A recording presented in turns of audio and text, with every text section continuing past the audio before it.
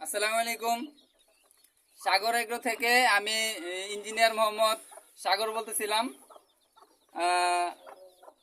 সাগর এগ্রোতে মুরগির বাচ্চা উৎপাদন করা হয় পুরো ন্যাচারাল পদ্ধতিতে, প্রাকৃতিক উপায়ে। প্রাকৃতিক উপায় বলতে হচ্ছে মুরগি দিয়ে মুরগির বাচ্চা তৈরি করা হয়। কোনো প্রকার এই ইনকিউবেটর ছাড়াই মুরগির বাচ্চা উৎপাদন করা হয়। এই যে এখানে দেখেন বাচ্চাগুলো যে দেখতে পারতেছেন, এগুলো হচ্ছে 1 সপ্তাহের বাচ্চা। 10টা ডিম দিছিলাম, 8টা ডিম ফুটছে।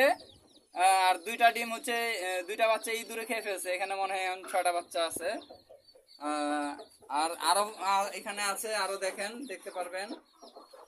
এটা দাও।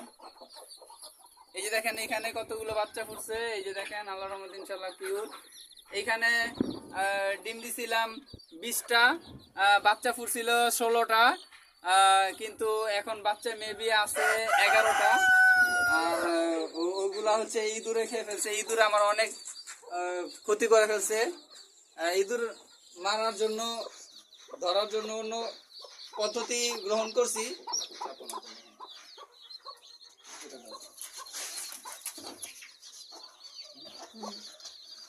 এইখানে দেখেন আরেকটা মুরগি বাচ্চা ফুটাইছে। এখানে এখানে মুরগির বাচ্চা আছে আল্লাহর রহমতে ইনশাআল্লাহ 9টা।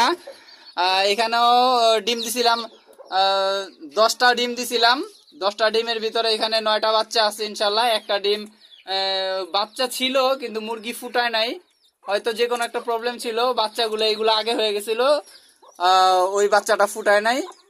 ওইটা লেট হয়ে গেছিল, মুরগি নেমে গেছে বাচ্চা থেকে, ডিম থেকে। এরপরে হচ্ছে ওই বাচ্চাটা ফুটে নাই। এইখানে এই বাচ্চাগুলোর বয়স হচ্ছে আজকে তিন তিন দিন।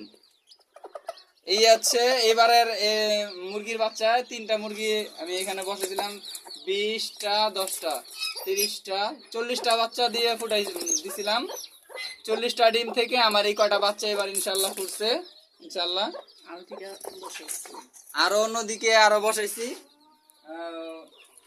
এগুলাই ফুটছে ইনশাল্লাহ। এটা